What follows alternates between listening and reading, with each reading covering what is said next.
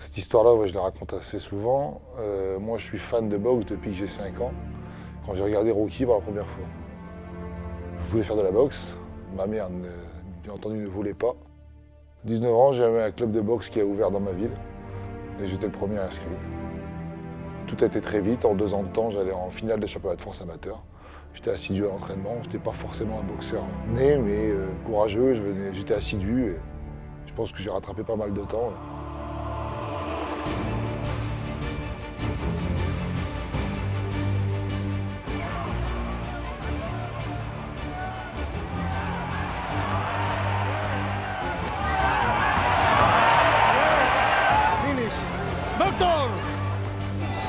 Here we go.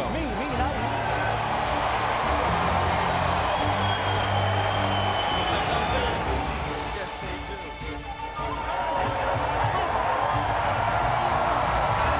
And the crowd applauding that game effort of Johann Duhaupas. Je suis un boxeur un peu à l'ancienne. Je n'ai jamais eu de plan de carrière. J'ai toujours fait tout du jour au lendemain.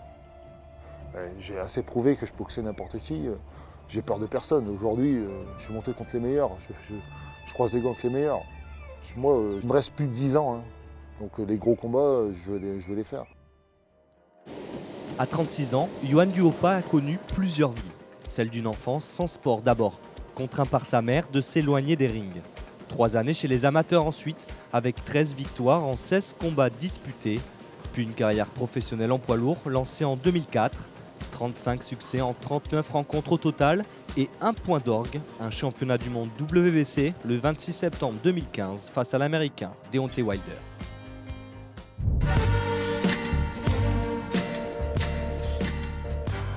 J'étais à Saint-Tropez pour aller voir mon ami Jérôme Le Bannière qui boxait à l'époque et on m'a prévenu, j'étais là-bas. C'était 1 mois avant, 5 semaines avant. On me dit, on te propose un championnat du monde. Tu fais de la boxe pourquoi? Toutes ces années. Si tu dis non à un championnat du monde, mais tu arrête tout de suite. Donc je dis oui. Ensuite je dis oui. Ensuite je réfléchis. Je dis, wow, je dis Deontay Wilder quand même. Ils ne mettent pas le plus facile. Quoi. Mais je dis, c'est pas grave. C'était mon rêve. Je m'entraînerai quand même, j'irai quand même. Et plus je m'entraînais, plus je me disais, mais écoute, non, je vais leur prouver qu'ils ont tort. Et bien ce jour-là, jusqu'à aujourd'hui, j'ai été le challenger le plus dangereux pour Wilder. 20 mois se sont écoulés depuis cette défaite par arrêt de l'arbitre. Si cette rencontre n'a pas totalement débloqué la carrière du Français, elle lui a au moins permis de croiser les gants avec Vladimir Klitschko au mois d'avril. 3 semaines de sparring partner à Stankvert en Autriche pour accompagner l'Ukrainien dans sa préparation face à Anthony Joshua.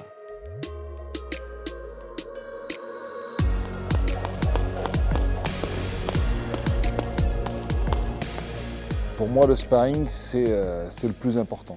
Notre rôle à nous, c'est d'essayer de ressembler le maximum à l'adversaire du boxeur. Là, en l'occurrence, Joshua. On est vraiment au service de celui qui nous appelle. On n'a pas le droit de faire n'importe quoi. Il y a des règles à suivre. Il y a des horaires d'entraînement. Comme il y a écrit sur le papier, c'est un camp d'entraînement, ce n'est pas le Club Med. Donc ça te met direct dans l'ambiance. Pour me mettre dans le bain après le combat de l'aventure qui m'est arrivée en Russie contre Povetkin, je pense que c'est une bonne chose. Un match invraisemblable. Nous sommes le 17 décembre 2016. Johann Duhaupas est appelé à remplacer Bermane Stiverne, challenger du russe Alexander Povetkin, contrôlé positif la veille de son combat WBC. Le jour du combat, je me réveille, je regarde un peu les nouvelles sur internet et je vois Povetkin contrôlé positif, Stiverne est reparti. Oh, je dis la catastrophe. J'envoie un message à mon manager pour lui expliquer. Il vient taper à la porte. Il me dit, t'as vu ça? Je dis, ouais, je viens de voir ça, c'est horrible. Il me dit, les Russes viennent de me taper à la chambre. Je dis, non, me dis pas ça. Je dis, me dis pas qu'ils veulent que je boxe ce soir. Et ils me disent, si. Il a décidé de prendre le risque de monter. La veille, il avait fait un entraînement. Bon, il était en cours de préparation, mais bon, on a pris le risque et on l'assume. À 25 ans, 26 ans, j'aurais refusé, mais j'ai 36 ans. J'ai jamais eu vraiment de vraie chance. Et j'ai dit, tente-la, tente. Je dis, on est chez les poids lourds, pourquoi pas? Je dis, il aurait fallu que je vise le KO dans les 2 premiers rounds. Mais c'est Povetkin, hein, c'est pas n'importe qui. Et ça s'est plutôt mal passé, mais à refaire, je le referai parce que j'ai pas de plan de carrière, moi.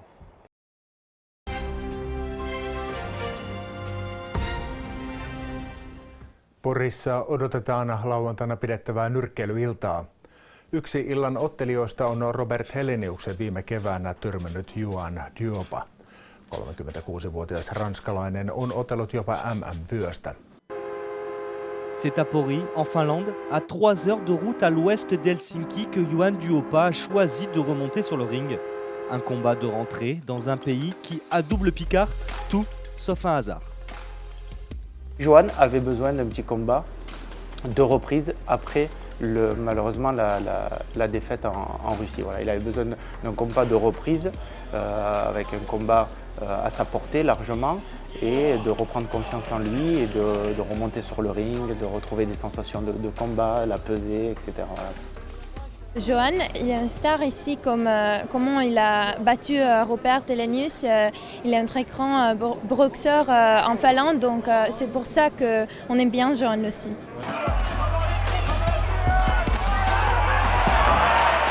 From the people who are in the boxing, I guess they all know him because he was knocking out the Helenius, at least after that one. Mä tykkään siitä, että kun lyödään kovaa silloin katsotaan. Kun Tysonikin löi jäin kovaa, kato tyrmässä.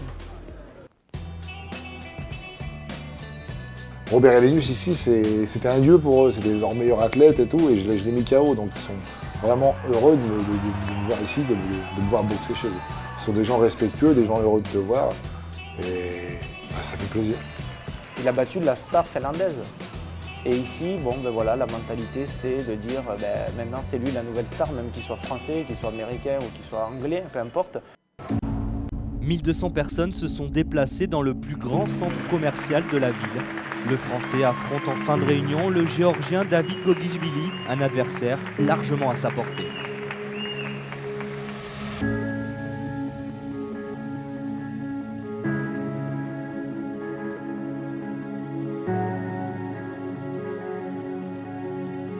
I think he's the only one ever in Finnish history. He's been meeting 3 Finnish heavyweight guys and he's been knocking them all out. And now he's back in Finland. So this is something very exceptional and we are proud about it. Tu penses à tes proches, tu penses un peu à tout le monde. Certains boxeurs le diront, on se demande ce qu'on fait ici. Hein. On se dit, oh non, c'est pas possible. Non, pas. Au début, c'était comme ça que ça se passait. Hein. On se dit, pourquoi je fais ça, pourquoi je suis là. Avec le temps, non, c'est bon, ça s'arrange.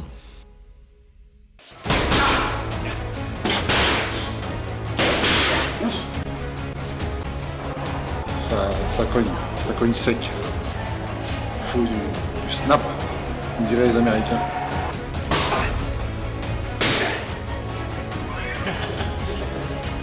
He's strong, huh? Yeah. He will break my hands.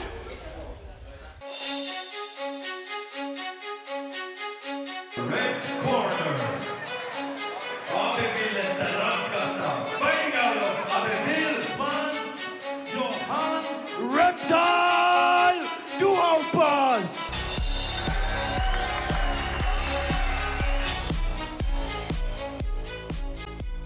L'adversaire a été choisi, on n'a pas choisi un cador, c'est sûr, mais je crois que ça va bien faire travailler Johan pour après monter crescendo. Il faut qu'il retrouve ses sensations. Sur ce coup-là, il faut que je fasse quelques rounds.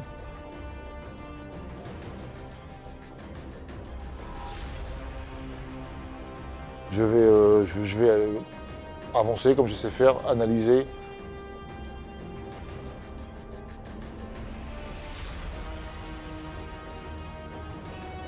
Toucher et surtout le battre avant la limite.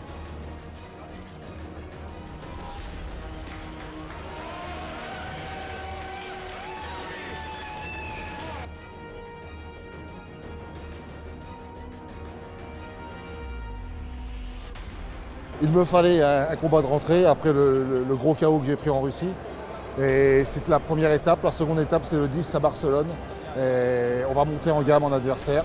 Et le troisième sera à la fin de l'année. Peut-être la revanche, comme je viens de le lancer devant le public d'Helenius. ou peut-être une demi-finale mondiale.